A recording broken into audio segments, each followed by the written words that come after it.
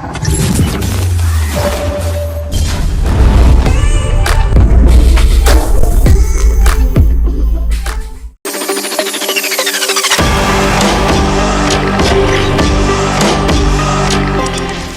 and welcome to another episode of Viewpoint.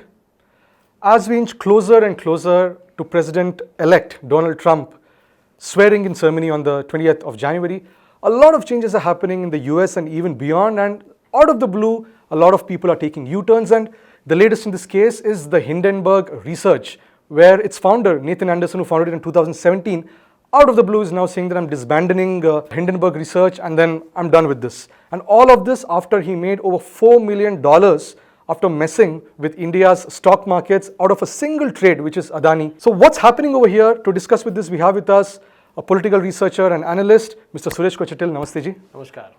So we've been seeing a lot of things happening in the US. Mark Zuckerberg suddenly flipping over there, and we are seeing, George Soros being given the Presidential Medal of Freedom over there. And earlier it was as if all these were independent, disconnected things going on. But right now it likely seems that they did have some connection with the previous US government. And then as Trump is inching closer to presidency, we are seeing these people coming off one after the other. And latest in this is Hindenburg research. So what do you think is happening right now? And 2017 it was started. Out of the blue, 2014 is saying, now I'm done. So what's actually happening here? See, Hindenburg is a part of the entire ecosystem. They cannot be seen in isolation. What is happening with Hindenburg was that they are not a market research firm as they claim to be. They are a short seller. Correct. They have clients for whom they made money. Okay, each case they did a short selling based on the company they targeted, be it Adani or Nikola or other companies which they targeted. But they targeted about a dozen companies, of which almost everybody went down the drain except Adani. You should admire that. Correct. And many of them were US companies which finally went bankrupt, or the CEO quit because they couldn't stand the pressure of the short selling and accusations that were made. But in case of Adani, he could not do much because one, India had its own regulatory system, like US has. US has SEC and we have SEBI here. And even he targeted SEBI also, if you recollect. Madhavi Buch was targeted by the Hindenburg, Nate Anderson. Now, the question is, why are they all shutting down? In fact, as I was driving, coming here to the studio, I was listening to Fox News and I was told that all the tech giants, the major one, Jeff Bezos and Mark Zuckerberg, and of course, you will have Elon Musk, everybody is there at the inauguration. Now, of this, majority of them, except Elon Musk, you should appreciate his guts for backing President Trump when nobody was backing him. Correct. Okay, he was kind of pillared, he was abused, he was done a lot of things, he was called names. But he stuck on. He said, I believe in him. I believe he can win. In a way, he even had to shift from California all the way to Texas. Yes. And when finally Trump won, now everybody is changing there. And as I was listening to it, the term being used was they're kissing his ring. So they're all lining up to kiss the rings, because if you look at the donors list for the Democrats, most of these IT firms or so-called social media firms were all paying huge amounts of money to the Democrats, because ideally they are all leftist. Okay, they are all censoring the freedom of speech, so-called freedom of speech. They were not allowing good, terrible kind of dissertations to come forward. They were not allowing good news to come forward. They were kind of fact-checking everything. The fact-checking was, we know the kind of Zubairs of the world that we have in India. These are the fact-checking they were doing. The entire ecosystem was left-oriented. So, and Hindenburg was one cog in the wheel. Now the cogs are all falling off. You have Meta, which is defected, you have Hindenburg, which is closing, but he can't escape, by the way, because one, he has a case against him in India. So that case is still on. SEBI has issued him a notice and he hasn't replied to it because he claims he's a US citizen and he did not do it. But we found that one Indian bank had actually backed him unknowingly, backed him in terms of making the deals, and they have been issued a show cause notice. They've been fined also. So Hindenburg ecosystem, because the entire US, by the time I think this conversation is edited and it would come out possibly just in time for President Trump's inauguration. And he is very clear on what he's going to do. He was asked yesterday also, and again I was watching it on my YouTube channels, and I was pleasantly surprised when he said, I'm going to close the borders. Right. Okay. Now that is why you see a lot of Indian students rushing back from their Christmas holidays, preponing their tickets and getting back to US. Correct. Now it's very clear that President Trump is a rightist. There's no getting away from that fact. And he has been a victim of the deep state. If you remember the campaign that was run against him, be it the Impeachment Capitol, motion. impeachment, Capitol Hill attack, everything else, his business dealings, everything was the sexual allegations against him, all were done by the leftist media. Now, if you look at the similar thing happening in India, the target was Narendra Modi. Correct. Okay, the entire ecosystem had ganged up against him, the print, the Quint, the Wire, the Scroll, everybody Even had the New York Times, even Washington Post. Washington Post, all were ganged up against him. Now, the obvious reason was that they were all part of the same deep state ecosystem. Now, when we hear of deep state, we think it's some exotic stuff. It is like on deep state. But deep state is deep state. Basically, they are working against a particular target group. They being on the leftist, they want to attack anybody who's on the right. So, leftists get attacking the rightist. Now, those who are on the center get stuck, okay, for no reason. That's why they decide to move this way or that way. Now, in case of Hindenburg, it was very obvious that why he was doing what he was doing. He was short selling. He cannot call himself as a market researcher. When you are a market researcher, you are a researcher. Correct. You just give your findings and be done with it. But he was holding on positions. Correct. He was short selling.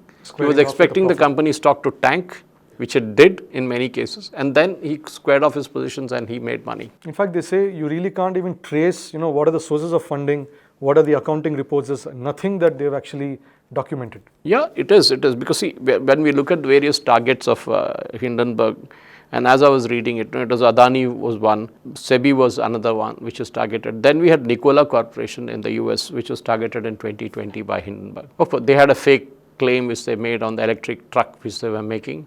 Their CEO finally had to quit, and I think he was charged and convicted, guilty of kind of feeding wrong information to the investors. Then we had Ecan Enterprises, which again same thing happened. Then there was a Block Incorporated controversy. Then Twitter investment shift. That was again was the Hindenburg initially 2022 he took a short position on with a long one on Twitter, and then by the time they announced its short position, everything is over. Elon Musk speculating about a $44 billion deal he was doing. That was one. So that is why now Elon Musk and now you put Hindenburg together, then you will realize why he was targeting Elon Musk. Correct. Because that is where Elon Musk was on the right. Then the J&J purchasing. There are a lot of companies like this. So if you go on and on with these kind of things, it is very obvious what he was doing. That he was a part of a bigger ecosystem. But if Hindenburg, when they are publishing the last report, the Congress handle in the US tweeted the news a minute after Hindenburg published it. I think it was around 3 in the morning Indian time. Right. And in India, one of the journalists, I don't want to name him, he says he got a call from the US at 3:15 in the morning saying that the news is being published. So Hindenburg was tipping off its sources outside the stock exchange timings and telling them what is happening. And by the time morning hit in India, 5 hours later, it was all over the news saying Adani is again this, Adani is that. This is the latest Adani acquisition that we saw. Of course, nothing happened. The stock fell for 2-3 days and after that it went back again. This is I'm talking of the allegation that now Justice Department has put against him in the US courts. Yes. Where ironically he is not named. There are many Americans who are named, but his name or his company's name is not there. So the entire thing was targeted against the Indian stock exchange, in India in particular. And that is something that we should admire our stock exchange for holding it, because we could have simply collapsed like a pack of cards. So essentially this wasn't really an attack against Adani per se, but more so on the Indian public itself, shaking their faith in the economic system. Correct. See, more importantly, if you look at the Indian stock market, middle class investors are a huge part of it. Correct. At least from the 20 and 30,000 position that stock markets were to where it is now at 80, 85,000, the middle class jumped in big time, either through mutual funds or direct investments. Correct. A lot of youngsters who are not really fancy about fixed deposits in the bank, like the oldies like me are, they do this kind of stuff. And now there's a lot of convenient apps as well to get this. Everything. So they do a lot of research. The youngsters are very savvy technologically, so they do it. Now, they would have lost a huge amount of money had this entire stock, because it's not just Adani crashing. Adani takes down with it the rest of the companies in the fold. And tomorrow it can be any other Indian big company. It can be an Ambani, it could have been somebody else. So they were targeting in clear cases to make money. So the guilty part of it is that when you're a researcher, you can't be holding a short position, because you're doing both the things. Correct. You are publishing a report and then holding a position and then making money out of it. And you're in fact tipping off other entities like Kingdom Capital. Yeah, so that's exactly the point. So what I'm trying to do is basically the financial system of that country, if it collapses, and India would have collapsed, it was such a huge thing when it hit for the first time, because the entire political ecosystem got active. The Congress, the Communists, you name it, everybody was against Adani. Right into the parliament as well. Yeah, the only person who didn't speak against Adani was Pinarayi Vijayan, the Kerala Chief Minister. Who was in fact a Communist Party member. Communist Party, CPM Politburo member, because he had a big deal in the Trivandrum Vizhinjam port deal with Adani, so he couldn't do anything to him. Even latest one, he signed a new deal with him to expand the port again. So what was happening was they were trying to drive company out of business, one. Two, they were trying to crash the Indian stock markets. Okay, that way Modi would be blamed and the entire ecosystem would come down. If you remember the latest comment made by Mark Zuckerberg, which of course Facebook's India team has apologized, he said that every nation that had an election after COVID, the ruling party lost the election. Correct. And then it was corrected by Ashwini Vaishnav and others saying that, look, no, not in India. Correct. So yesterday we saw, and Nichikant Dubey, I think, issued a show cause notice asking Zuckerberg to appear before the committee. But the point is, at the same time, India reacted immediately and Meta had to apologize and say, sorry, we didn't. So it shows the level of hate that even Zuckerberg has against a country like India. And today he's saying, oh, India is the biggest country, yeah, we love you, we do that. Exactly the same thing they're doing with Trump. No, in fact, on Joe Rogan's show, he says that, people in my team were actually abused. They were abused, they were questioned, censor this content. Why is this content going this way? Exactly. So our arms were tied. Who asked them to do it? I mean, in a way, he indicated it was as if it's Joe Biden's team. Exactly. It was Kamala Harris, it was Joe Biden, everybody who was doing it.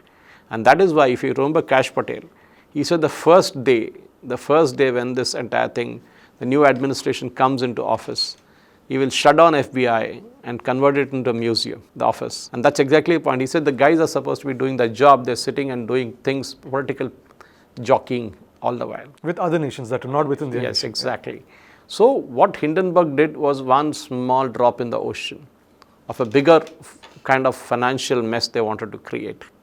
Because the moment the stock markets would have collapsed, the middle class would have been hit the hardest. Correct. The confidence and they are BJP's main vote bank. And they would have blamed Modi. And Modi would have lost 2024. That is in spite of that, did all that. You remember Dhruv Rathi's videos. You remember all they created. Dhruv Rathi used to get 5 lakh views within 5 minutes of the video being uploaded. How is it possible? Someone at the back end was playing with it. I mean, in fact, there was a report that, during the elections time, there were certain employees of YouTube in India who were actually censoring some content, pushing some other anti-government content. Yes, exactly. Exactly. That is what was happening. And we are not surprised with all this, because I'm not surprised at least. I have got censored a number of times by Meta, even as late as last week. In spite of Zuckerberg claiming that nothing is happening, we are not disbanded the unit.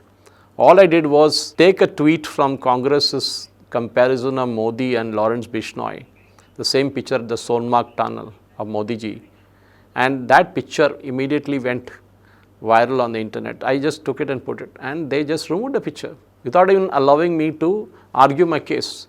And before that, 6 months before that, again, there's a similar case where they removed a post of mine. I argued and I got it back.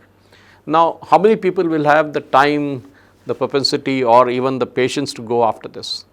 So the ecosystem is very clear. And even in India, you have this entire system around Zubair, who is paid huge amounts of money by Karnataka government, Tamil Nadu government to do official work. Imagine, he is the official fact checker for these governments. I mean, the government is spending money on a private entity. I can understand if they spend it through their Department of Information Public Relations. It's really good then, no issues. But they are doing it this way. And then when Government of India sets up a fact-checking unit, they go to court and say, oh, this is illegal. It's against freedom of press. And exactly. So this entire Hindenburg thing, one should now have a proper investigation. It can be a JPC, or it can be anything else, or it can be a judicial commission by a retired Supreme Court judge. It should go into the entire gamut of who started this, why he was doing what he was doing. Of course, he will now say, I've shut down the company, I don't have access to anything, I don't have my emails, I don't have anything. So what do you want me to do? Correct. I mean, so you're saying this should be done in India, but my question is, Donald Trump has multiple times mentioned, that he's in a way not with people. In fact, steps should be taken against short sellers, people who mess with the market. So do you think Donald Trump, there's any chance he would say, get this guy, make him sit, make him speak? Or do you think it's like, okay, we are not really He'll affected? flee US, mark my word. He will go to Estonia or he'll go to some country where there's no extradition law with the United States. And he's got $4 million now with him.